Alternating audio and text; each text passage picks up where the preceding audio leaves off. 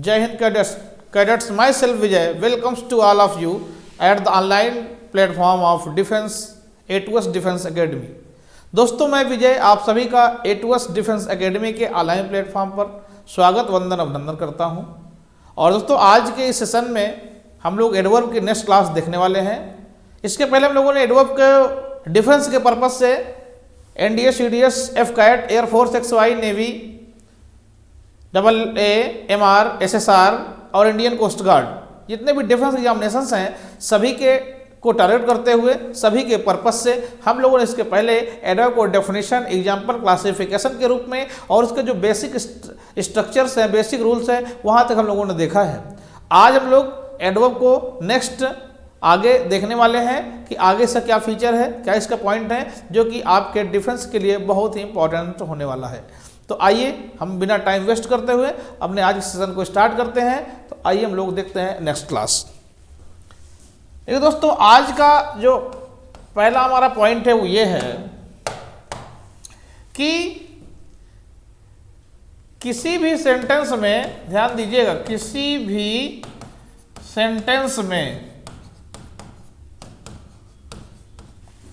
Sentence में very, quite और only का प्रयोग उस शब्द से पूर्व किया जाता है जिसे यह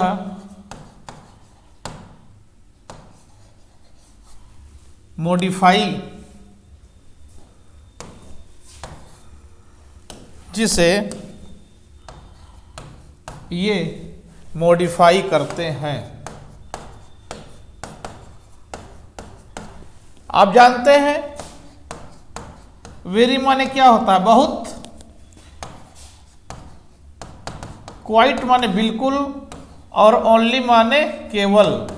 ये इन सब को इनके अर्थ के अकॉर्डिंग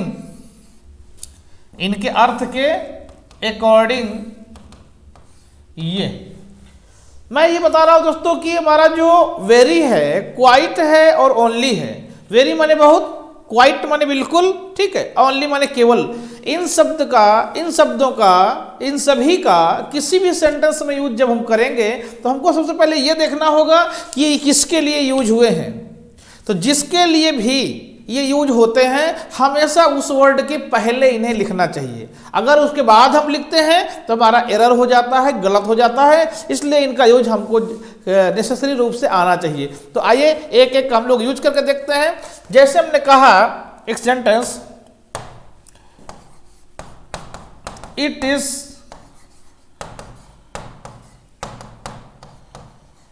डिफिकल्ट वेरी प्रॉब्लम। एक सेंटेंस फ्रेंड्स मैंने ये लिखा और एक लिखा it is very difficult problem. इस सेंटेंस में हम लोग बनाते हैं एरर, A, B, C और डी पर लगा देते हैं नो एरर। क्या लगाते हैं दोस्तों? No error. यहां पर हो जाएगा ए, ठीक है, बी, सी और डी पर क्या हो जाएगा? No error. अब दोस्तों जरा देखिएगा ध्यान से कि हमने सेंटेंस में वेरी का यूज किया। किसका? वेरी का। और वेरी का यूज किया तो आप जरा हमें देखिए वेरी किसके लिए आया है? डिफिकल्ट के लिए आया है। किसके लिए? डिफिकल्ट के लिए आया है। तो वेरी को डिफिकल्ट के पहले होना चाहिए। देखिए यहां लिखा है इनकरेक्ट है, एरर है, अर्थात इट मींस आंसर हमारा क्या हो जाएगा? बी। और यहां पर देखिए डिफिकल्ट के पहले लिखा ये करेक्ट है, इसलिए कोई गलती नहीं, कोई एरर नहीं, आंसर हमारा क्या हो जाएगा? No error. क्या हो जाएगा? No error. तो इस तरीके से हम लोगों ने क्या देखा कि वेरी का यूज हमेशा और हमेशा उस वर्ड से पहले किया जाता है जिसके लिए यह यूज होता है, जिससे यह मॉडिफाई करता है, इट मीन्स जिसकी यह विशेषता बताता है। Very is used just before the word of which it is modifier, जो जिसका ये मॉडिफायर है उसी के पहले यूज होगा। तो ये हम लोगों ने वेरी का यूज देखा। तो आइए और हम लोग देखने वाले हैं आगे क्वाइट। जैसे कोई कह दे यू आर राइट क्वाइट,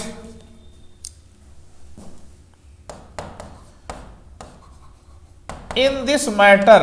बहुत ही प्यारा क्वेश्चन लिख रहे हैं दोस्तों, ठीक है। फिर इसी को चेंज करते हैं, you are quite right in this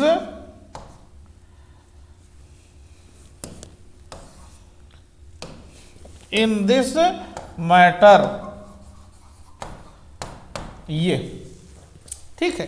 अब इसमें आंसर हम लोग बनाते हैं दोस्तों, ए बी बी, ये सी, यहां हो जाएगा नो एरर, ये हो जाएगा नो एरर। बहुत ही प्यारा क्वेश्चन है, बहुत आराम से आपको सोचना है, विचारना है क्या इसका आंसर होगा।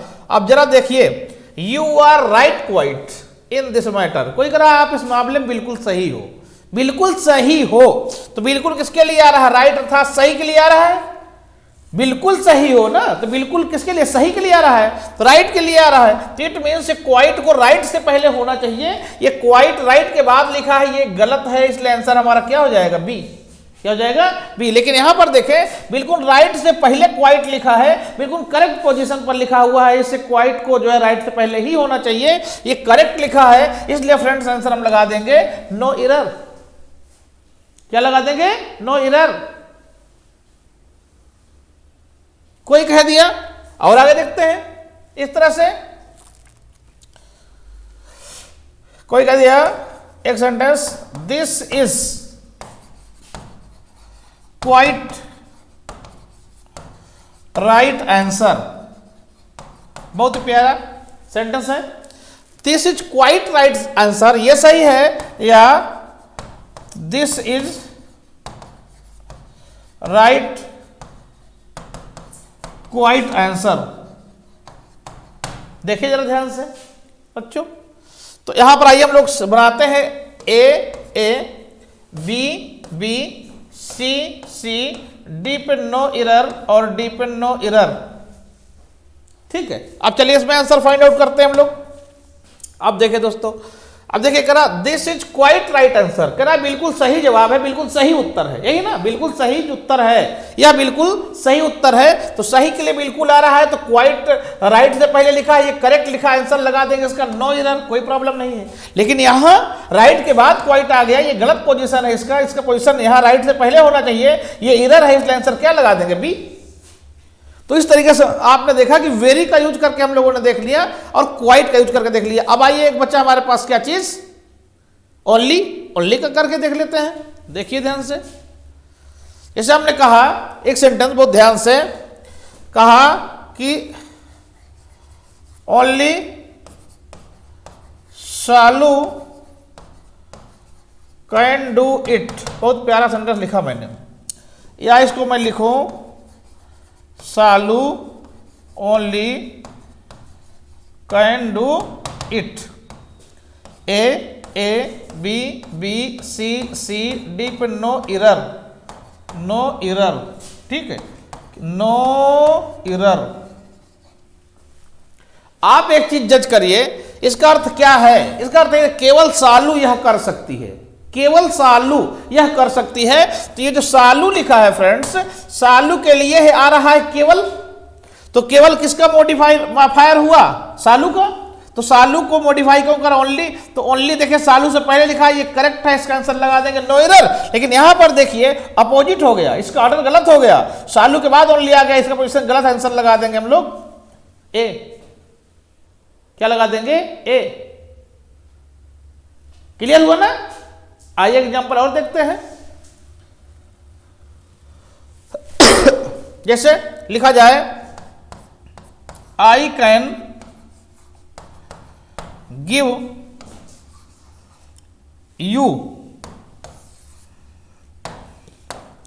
आई can give you 10 rupees only. फिर I can give you only 10 rupees. ठीक, चलिए दोस्तों लगाते हैं हम लोग आंसर। ठीक है, ए बी सी और डी पर क्या लगाते हैं? No error. क्या लगाते हैं? No error. ए, ठीक है, बी सी और डी पर लिखते हैं हम लोग नो एरर। ये कितना प्यारा क्वेश्चन है। कई बार कंफ्यूजन होता है लोगों को लेकर के, क्या लेकर के कि आप बैंकिंग सिस्टम में देखेंगे, बैंकिंग सिस्टम में देखेंगे तो फ्रेंड्स अक्सर इस तरह लिखा जाता है, वो लिख देता है ऐसे 200 रुपीज ओनली, ऐसे लिखता है ना। बट अगर मैं ये कहूँ ग्रामेटिकल सिस्टम में, तो फ्रेंड्स ये ग्रामेटिकल सिस्टम में ग्रांग है, गलत है। ये अपना उनका डिपार्टमेंटल मैटर है, लोग उस तरह से यूज करते हैं, है ना, उनका बैंकिंग सिस्टम में ऐसा यूज करते हैं। लेकिन ग्रामर में अगर हम देखें तो ग्रामर में आपको ओनली का प्रयोग वहीं करना होगा जहां उसका प्लेस होगा। उसका प्लेस कहां होता है? अपने शब्द से पहले होता है जिसके लिए वो आता है। ओनली जिसको मॉडिफाई करता है, जिसकी विशेषता बताता है, हमेशा जस्ट उसी बिफोर लिखा जाता है, जस्ट उसके पहले लिखा जाता है। तो आप जरा बताइए, तो कह रहा आई can give you 10 rupees only, तो कह रहा मैं तुम्हें केवल 10 रुपए दे सकता हूं, केवल 10 रुपए। तो ये केवल किसके लिए? 10 रुपए के लिए। तो इसे 10 रुपीज से पहले होना चाहिए। देखिए यहां पोजिशन रॉन्ग हो गया, इसलिए आंसर लगा देंगे सी, कि सी में एरर है। लेकिन यहां देखा जाए तो आप देखिए ये 10 रुपीज के पहले ओनली आया है, इसकी पोजीशन करेक्ट है, ये सही लिखा है फ्रेंड्स, इसलिए आंसर लगा देंगे हम लोग नो एरर। क्या लगा देंगे? No error. तो फ्रेंड्स आपने ये देखा कि हम लोगों ने किस तरीके से वेरी का, क्वाइट का और ओनली का एकदम करेक्ट यूज देखा है कि किस तरीके से ग्रामेटिकल सेंटेंस में से हम लोग यूज करते हैं।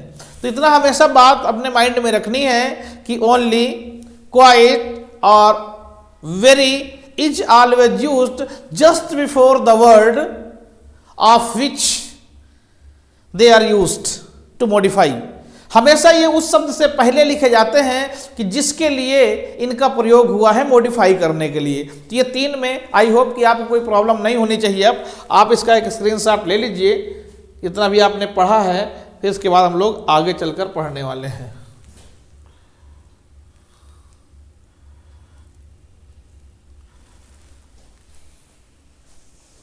ठीक है, आइए हम लोग आगे देखने वाले हैं नेक्स्ट। बहुत ध्यान से दोस्तों समझिएगा। अब जो चीज मैं टच करने जा रहा हूं, द मोस्ट कॉम्प्लिकेटेड पॉइंट्स, बहुत ही कॉम्प्लिकेटेड है, बट अगर आप ध्यान से समझेंगे तो आपको समझने में प्रॉब्लम नहीं होगी। देखिए क्या बताने वाला हूं, ध्यान दीजिएगा दोस्तों। अगर कभी भी सेंटेंस में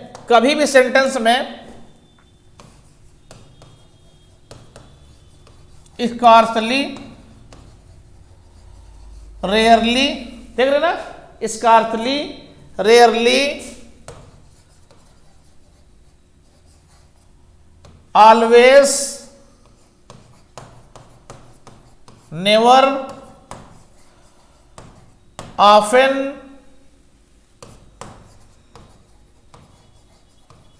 हार्डली। ध्यान से जरा समझेंगे, अगर कभी किसी सेंटेंस में scarcely, rarely, always, never, often, hardly और एक वर्ड है आपका सेल्डम। क्या चीज? सेल्डम। फ्रेंड्स मुझे यह कहना है आपसे कि जब भी किसी भी सेंटेंस में इनका यूज हो तो आपको बस एक चीज वहां पर देखना है कि ये मेन वर्ब से पहले लिखे हैं या नहीं लिखे हैं। क्या? Main verb. हमेशा याद रखना कि ये जितने भी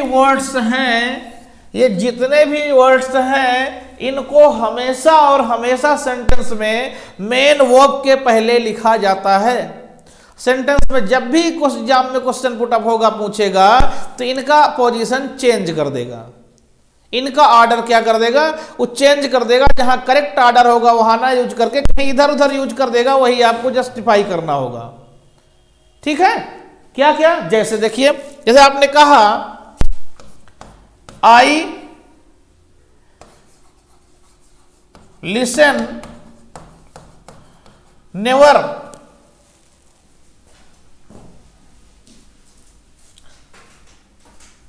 I listen never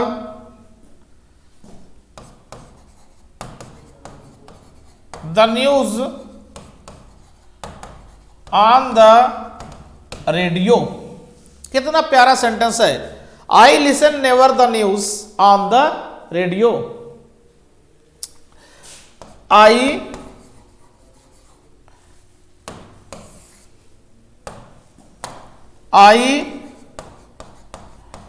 never listen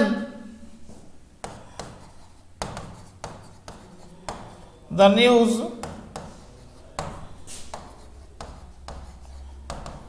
on the radio. ठीक है, अब देखें फ्रेंड्स कितना बढ़िया आंसर है इसमें, A B C C, D पे नो एरर, डी पे क्या होता है, नो एरर।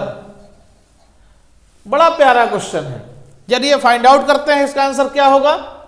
अब आप दोस्तों देखिए, करा नेवर आ गया ना, अब देखिए ये है नेवर, नेवर, और ये लिसन हमारी मेन वर्ब है। क्या है, मेन वर्ब है। लिसन मैंने सुनना, क्या है, मेन वर्ब है।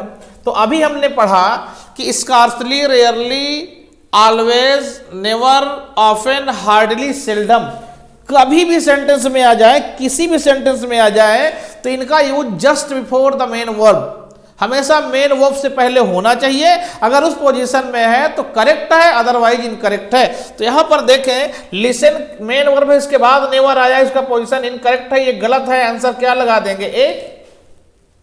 लेकिन यहां पर देखिए नेवर क्या है, लिसन मेन वर्ब से पहले आया, इसका पोजीशन करेक्ट है फ्रेंड्स, इसलिए आंसर लगा देंगे हम लोग नो एरर। क्या लगा देंगे, नो एरर। क्लियर। आइए और सेंटेंस हम लोग देखते हैं इसके। जैसे कहा जाए कि you he and I, you he and I read always good books. ये कितना प्यारा सेंटेंस है। फिर इसी को चेंज करके लिखते हैं, you he and I always read good books. A B C, no error, no error. ये कितना प्यारा सेंटेंस है, आप ध्यान से देखेंगे तो बहुत इंटरटेनमेंटियल सेंटेंस है। और ये सेंटेंस मैं आपको बता रहा हूं कि बहुतों लोग कंफ्यूज करता है, बट आप अगर कॉन्सेप्ट से चलेंगे तो लाइफ टाइम ये कॉन्सेप्ट आपको प्रॉब्लम नहीं होने देगा, आपको सॉल्यूशन के पास ले जाएगा, बिल्कुल सटीक। क्या हम देखा सेंटेंस में क्या है कि यहां देखिए ऑलवेज का यूज हुआ है और यहां देखिए ऑलवेज का यूज हुआ है। तो हमने अभी पढ़ा कि ऑलवेज का प्रयोग हमेशा मेन वर्ब के पहले होना चाहिए। अगर मेन वर्ब के पहले है तो पोजीशन उसकी करेक्ट मानी जाएगी, और कहीं लिखा है तो इनकरेक्ट माना जाएगा। तो आइए देखते हैं फ्रेंड्स क्या हुआ। ये देखिए रीड है, ये रीड भाई, ये यहां से यहां तक हमारा सब्जेक्ट है, ये भी हमारा क्या है, सब्जेक्ट है। और ये रीड क्या है, मेन वर्ब है। रीड क्या है, मेन वर्ब है। आप जानते हैं ये हमारा ऑब्जेक्ट है, ये हमारा क्या है, ऑब्जेक्ट है। अब आए हम लोग कहां, ऑलवेज के पास। तो रीड देखिए मेन वर्ब है, मेन वर्ब के बाद ऑलवेज लिखा है, इसका पोजीशन इनकरेक्ट है, ये गलत है, बाद में लिखा है, इसका आंसर हो जाएगा एरर है, अर्थात बी हो जाएगा। लेकिन यहां पर जरा देखें, रीड से पहले ऑलवेज लिखा है मेन वर्ब से पहले लिखा है, इसकी पोजीशन करेक्ट है, सही यूज है, कोई गलती नहीं है, ये करेक्ट यूज है, इसलिए आंसर लगा देंगे नो एरर। क्या लगा देंगे? No error. ठीक, आइए एक दो क्वेश्चन और देखते हैं इससे हम लोग। जैसे आपने कहा एक सेंटेंस में, my father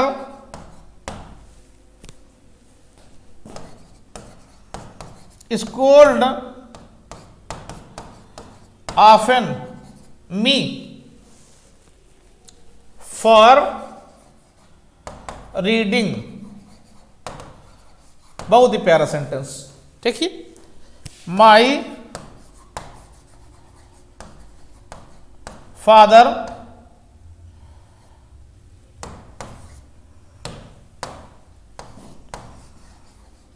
often scold me for reading। देखिए यहां पर देखिए दोस्तों, हम लोग क्या करने वाले हैं, ए बी सी और डी पे नो एरर। ठीक है, यहां पर देखिए ए बी सी और डी पे नो एरर। ठीक है, आइए अब इसका आंसर हम लोग फाइंड आउट करते हैं बहुत इजीली। तो जरा देखें दोस्तों, ये लिखा है इसको, ये माई फादर क्या है? सब्जेक्ट है। ये माई फादर क्या हमारा? सब्जेक्ट है। यहां तक कोई प्रॉब्लम ही नहीं होनी चाहिए। अब देखिए, स्कोल्ड माने होता है डांटना, स्कोल्ड माने क्या होता है? डांटना।